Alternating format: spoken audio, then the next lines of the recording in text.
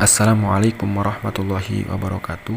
Alhamdulillah nahmaduhu wa nasta'inuhu wa nastaghfiruh wa na'udzu billahi min syururi anfusina wa min sayyiati a'malina may yahdihillahu fala mudhillalah wa may yudlil fala hadiyalah. Asyhadu an la ilaha illallah wa asyhadu anna Muhammadan abduhu wa rasuluhu. Alhamdulillah, rekan-rekan kita masih diberikan kesempatan oleh Allah Subhanahu wa taala keceriaan gitu ya, dengan penuh kegembiraan gitu, dan kita mengharap ridho Allah Subhanahu wa taala. Ini merupakan nikmat yang sangat luar biasa. Nikmat dapat berpuasa, nikmat dapat menjumpai Ramadan, beribadah di bulan Ramadan. Ya. Sebagaimana disabdakan oleh Nabi Muhammad SAW, man shoma ramadhana imanan wa ihtisaban ghufira lahu ma taqaddama min dzambih. Ya, artinya man shoma, barang siapa berpuasa gitu ya, man shoma ramadhana, Ramadan di bulan Ramadan, imanan wa ihtisaban, dengan keimanan gitu ya, dengan penuh benar-benar keimanan dan mengharapkan keridhaan Allah gitu ya, wahtisaban gitu ya, dengan mengharapkan ridha Allah, maka ghufira lahu ma taqaddama min dzambi, maka semua dosa-dosanya yang lalu akan diampuni. Ada riwayat yang mengatakan man qoma ya, man qoma ramadhana imanan wahtisaban ya, man qoma ramadhana imanan wahtisaban ghufira lahu ma taqaddama min dzambi ya. Yang artinya barang siapa man qoma ya, barang siapa berdiri atau menegakkan sholat gitu ya, melakukan sholat tarawih ya, dengan ikhlas, dengan iman, dengan mengharap ridho Allah Subhanahu wa taala, maka diampuninya dosa-dosa kita yang telah lalu. Artinya ini merupakan suatu hal yang sangat patut kita syukuri ya teman-teman sekalian. Kemudian yang kedua, salat salam mari kita limpah curahkan kepada Nabi Muhammad SAW, Nabi yang sangat luar biasa, yang sangat istiqomah dalam beribadah, yang sangat memberikan tauladan kepada kita, dan tentunya menjadi panutan kita semua. Dan semoga kita termasuk golongan yang mendapatkan syafaatnya di yaumil qiyamah nanti. Amin. Pada kesempatan kali ini insyaallah saya akan sedikit bertaujih gitu ya, memberikan sedikit hal yang kemudian sering kita lupakan gitu ya sebagai seorang yang beriman begitu. Yakni adalah keutamaan istiqomah dalam beribadah. Ya, istiqomah ini merupakan suatu hal yang sangat penting gitu ya di dalam ilmu hati gitu ya, dalam ilmu peribadatan gitu ya, dalam ilmu keimanan ini begitu. Nah, ini menurut Imam An-Nawawi gitu ya, menjelaskan bahwa istiqomah merupakan luzumu ta'atillah, yang artinya adalah tetap konsisten dan konsekuen dalam ketaatan kepada Allah, meskipun kita banyak sekali cobaan gitu ya, meskipun kita banyak godaan gitu ya, ketika kita sudah berhijrah misalkan, ketika banyak sekali celaan kepada kita gitu ya, kemudian dicaci dan lain sebagainya, maka kemudian kita tetap istiqomah dalam beribadah. Yang apabila sebelumnya kita dalam berhijrah gitu ya, yang awalnya sebelum berhijrah kita sangat lancar gitu ya rezekinya misalkan, kemudian setelah berhijrah kok malah dikurangi rezekinya dan lain sebagainya, diberikan cobaan oleh Allah Subhanahu wa taala, maka kemudian kita harus tetap bersabar dalam beristiqomah itu.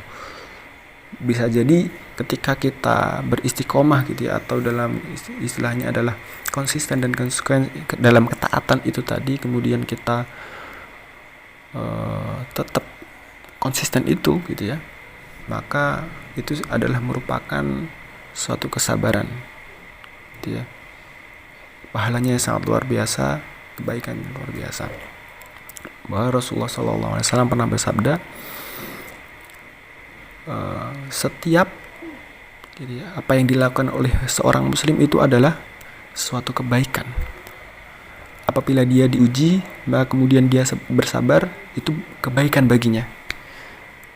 Apabila mereka diberikan nikmat kemudian dia bersyukur, itu adalah kebaikan darinya. Nah, ini merupakan satu keistiqomahan gitu ya yang harus kita lakukan.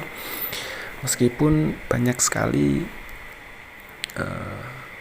cobaan-cobaan gitu ya, ujian yang telah menimpa kita, meskipun banyak sekali godaan dari setan. Nah, syaitan itu merupakan istilahnya memberikan godaan kepada kita itu tidak langsung sangat besar, akan tapi pelan-pelan sekali. Nah, itu adalah merupakan cobaan dari mereka untuk kita, pelan-pelan. Gak mungkin ketika kita diberikan cobaan atau ujian gitu ya langsung. Nah, setan itu menggoda tidak langsung kita berzina misalkan, akan tapi pelan-pelan ya. Yang awalnya itu melihat wanita gitu ya tanpa aurat misalkan ya, kemudian ini masih awalnya kita pelan-pelan gitu, yang awalnya melihat aurat wanita gitu ya misalkan, kemudian yang bukan mahram kita ya, kemudian melihat tontonan yang kurang baik ya, lama-kelamaan menonton video porno misalkan, kemudian melihat hal-hal yang kurang baik lainnya, dan kemudian misalkan lama-kelamaan chatting misalkan dengan perempuan misalkan. Kemudian istilahnya yang lain adalah ketika bersentuhan dan lain sebagainya. Nah, tidak langsung berzina kan, tapi pelan-pelan sekali setan menggoda. Nah, ini harus menjadikan kita seorang atau pemuda yang istiqomah. Itu yang jadi cobaan dan ganjaran atau pahala yang diberikan oleh Allah Subhanahu wa taala kepada kita itu sangat luar biasa. Nah, ini keutamaan dalam beribadah. Nah, ini banyak sekali keutamaannya. Nah, ini yang pertama adalah memperoleh kecintaan Allah Subhanahu wa taala. Dalam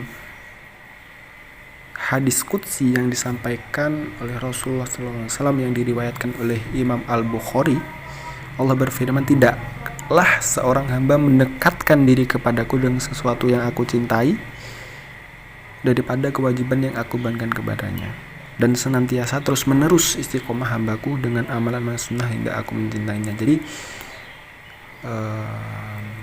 hamba itu akan dicintai oleh Allah Subhanahu wa taala ketika mereka beristiqomah atau senantiasa terus menerus, meskipun kecil ya. Kayak gini kebanyakan kita langsung gede, misalkan istiqomah dalam berhijrah kan kita misalkan ya, membaca Al-Quran langsung 1 juz 2 juz, jangan sampai seperti, nah ini dalam sehari. Nah, ini yang kemudian menjadikan keistiqomahan itu tidak langgeng. Nah, yang terbaik adalah dengan pelan-pelan. Misalkan kita sehari sekuat 1 lembar ya 1 lembar, yang penting istiqomah. Nah, itu yang menjadikan Allah Subhanahu wa taala cinta kepada hambanya yang seperti itu, tidak langsung banyak sehari tapi 2 juz atau 1 khatam, tapi besoknya sudah tidak melakukannya lagi. Nah, itu yang tidak disukai Allah. Tapi yang lebih dicintai oleh Allah Subhanahu wa taala yang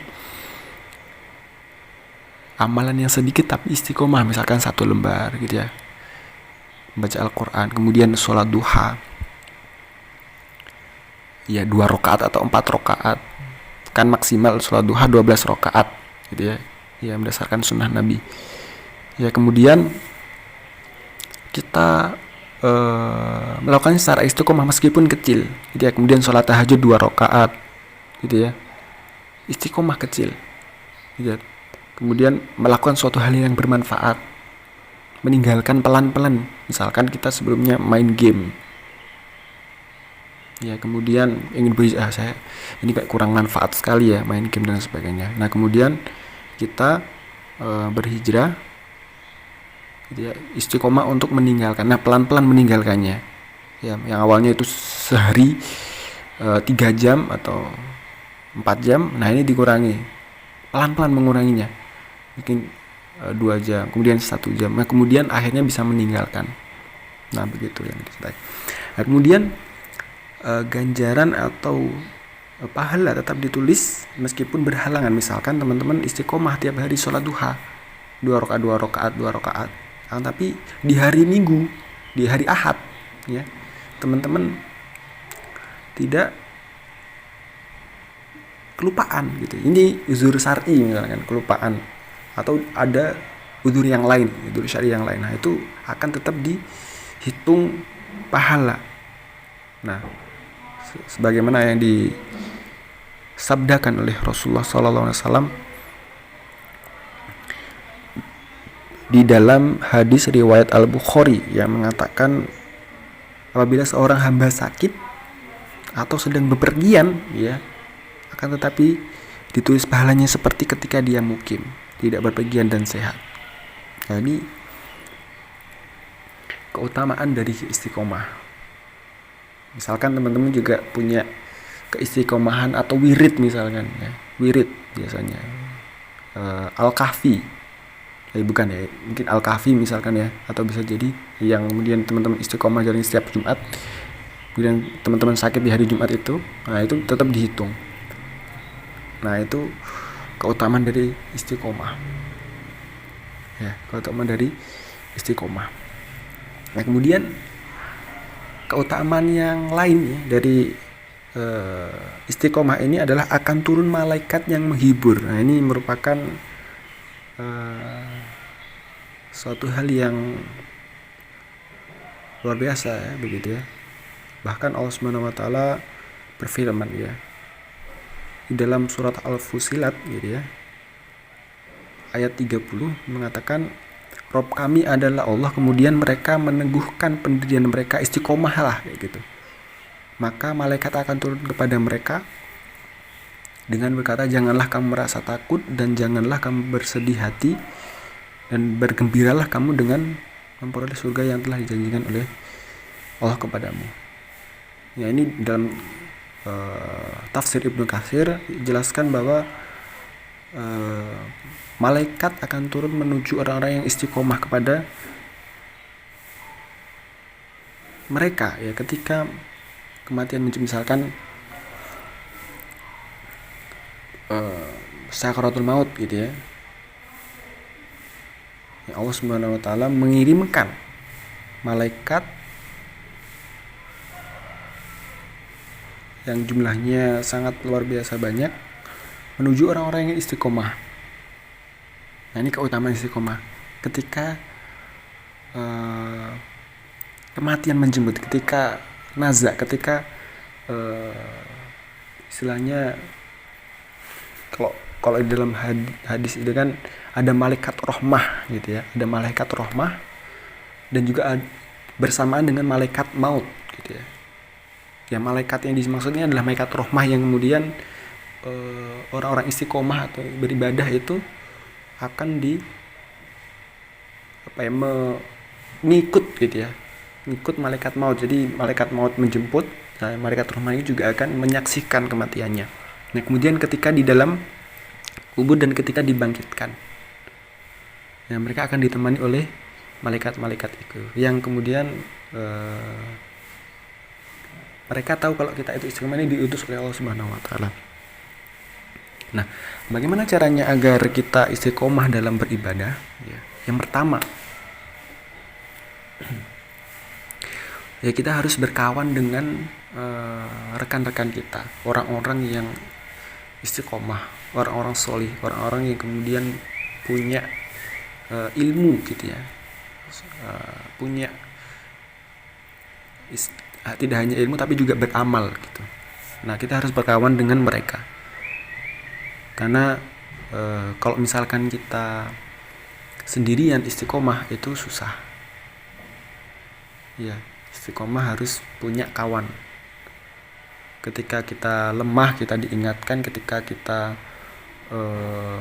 berat kita mengingat teman kita, diingat oleh teman kita. Ketika kita yang lebih tinggi keimanannya mengajak teman kita, rekan kita yang sedang lemah, nah itu yang merupakan ya dikategori sebagai teman sejati gitu ya, yang sampai surga. Itu teman sejati, bukan teman yang sejati itu yang kemana-mana harus bareng, ini maksiat bareng, itu bukan seperti itu. Akan tapi istiqomah gitu ya, itu adalah yang mengantarkan pada kekawanan sejati ini begitu.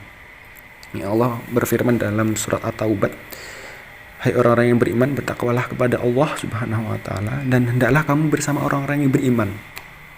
Nah, ini perintah Allah langsung kepada orang yang bertakwa, kepada orang mukmin, kepada orang-orang Islam, orang yang bertakwa khususnya begitu, orang-orang yang beriman. Nabi juga mengatakan bahwa seorang yang duduk atau berteman dengan orang solih dan orang yang jelek adalah bagaikan berteman dengan pemilik minyak misk dan pandai besi. Jika engkau tidak dihadiahkan minyak misk olehnya, engkau bisa membeli darinya atau minimal dapat baunya. Ya, ada berteman dengan pandai besi, jika engkau tidak mendapat badan atau pakaianmu hangus terbakar, minimal engkau dapat baunya yang tidak enak. Yang kedua adalah kita harus banyak untuk mengenal kisah-kisah ahli istiqomah.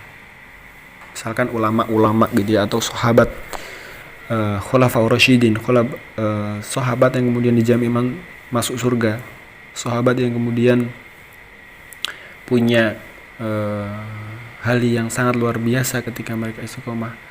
Istiqomahnya itu misalkan contohnya seperti Abu Bakar, khalifah pertama yang kemudian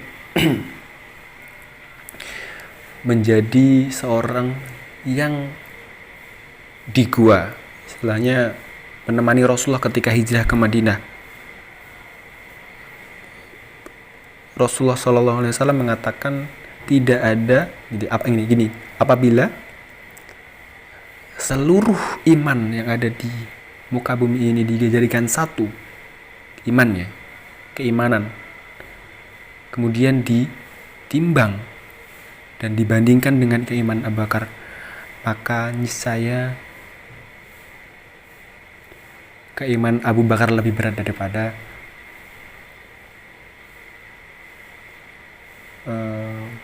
keimanan dari seluruh umat manusia yang ada di bumi ini. Luar biasa Abu Bakar. Kemudian Umar, itu yang kalau misalkan secara keistiqomahannya ya, keimanan dan keistiqomahannya sangat luar biasa. Ketika ada syaitan misalkan atau jin ya, syaitan lewat di gang ya, dia akan cari gang lain yang lain, kita saking takutnya, karena Umar itu dijuluki Al-Faruq, bisa membedakan yang batil dan hak dengan bener-bener tahu, jadi saking takutnya begitu. Nah, kemudian yang ketiga, bagaimana caranya agar kita istiqomah dalam beribadah adalah motivasi agar kita istiqomah. Jadi motivasi gitu ya, dari diri kita sendiri ya. Jadi dimotivasi misalkan dengan mentadaburi Al-Quran ya, kemudian memahami hadis-hadis Nabi dan sebagainya, mentafakuri mengingat kematian, mentafakuri nikmat-nikmat Allah begitu. Yang khususnya yang lebih membuat kita istiqomah adalah mengingat kematian dan kemudian mempersiapkan amalan kita setelah kematian kita. Karena memahami itu sangat menjadikan kita seorang yang was-was, bukan was-was, artinya kita akan takut kepada Allah Subhanahu wa taala sehingga kita istiqomah. Kalau misalkan kita orientasinya sudah dunia, ingin innamal a'malu binniyat, ya. Apabila kita niatkan untuk sesungguhnya amalan itu tergantung niat kita. Apabila kita niatnya untuk dunia, ya kita dapat dunia saja. Apabila kita untuk akhirat, ya kita dapat dunia dan akhirat juga, begitu. Apabila kita ingin berhijrah karena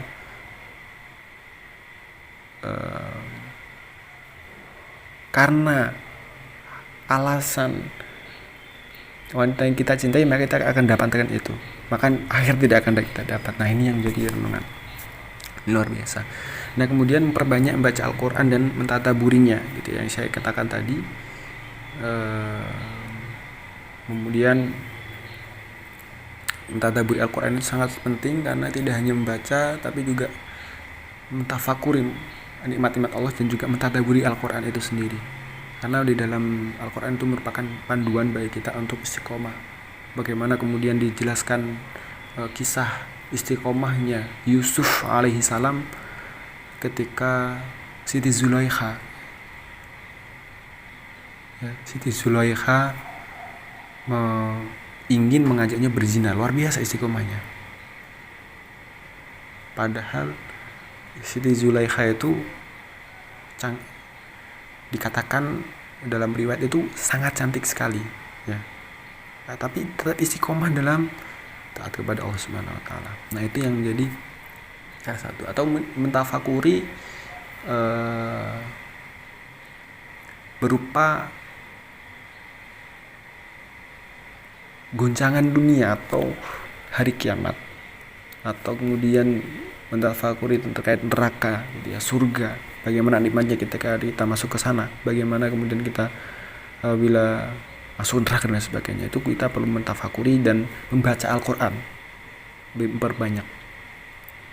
Kemudian yang berikutnya adalah memulai dengan amalan-amalan yang sederhana, seperti yang saya katakan tadi, bahwa amalan sederhana ini mengantarkan kita, ya, kepada keistiqomahan. Kalau misalkan kita langsung berat, langsung banyak, nah kita akan kaget dan kemudian kita tidak akan istiqomah lagi. Bahkan, oh ya, aku udah melakukan banyak nih, gitu. Pasti sudah bisa menghapus sudah terdahulu, misalkan begitu. Nah, itu yang bukan seperti itu yang lebih baik, tapi sedikit, gitu ya, sederhana tapi lebih istiqomah. Itu yang lebih dicintai oleh Allah Subhanahu wa taala. Sedikit tapi istiqomah, tapi benar-benar kena sampai akhir hayat kita.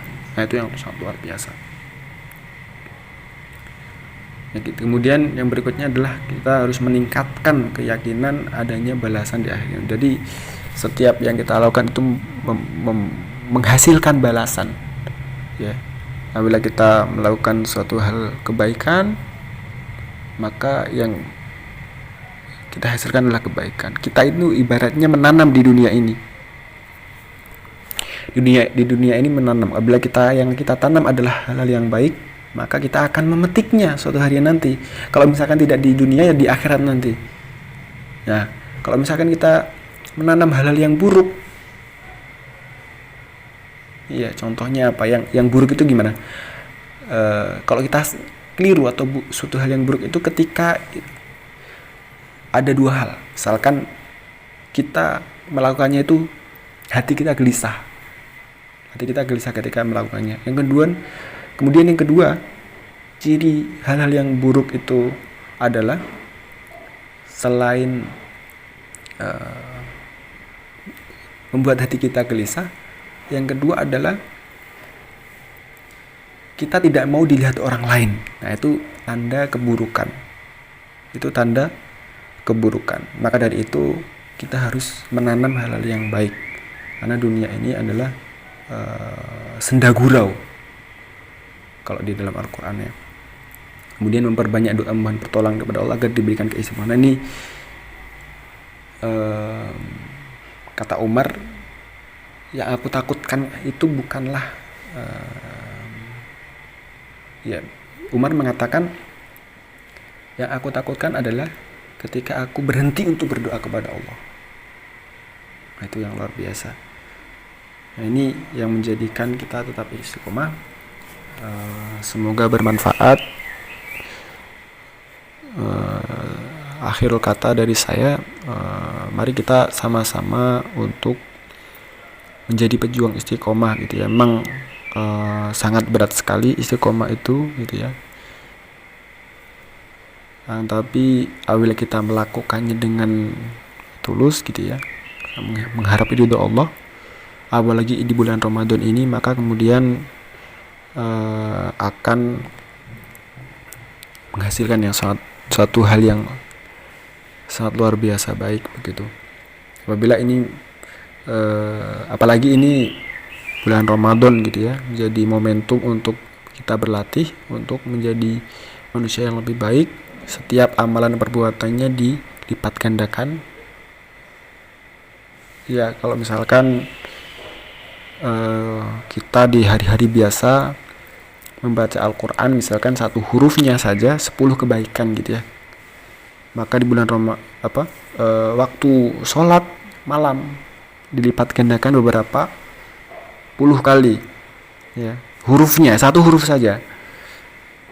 Nah, apabila dilakukan di bulan Ramadan, dibikin sholat ya, kita pakai sholat, bacaan kita, hafalan kita, maka kemudian luar biasa. Ini kemudian menjadi momentum untuk istiqomah. Nah, apabila dilakukan pada sholat malam misalkan di bulan Ramadan, hari Jumat ya, dengan bacaan yang sangat panjang luar biasa, maka saya yakin insya Allah akan diampuni dosa-dosa kita.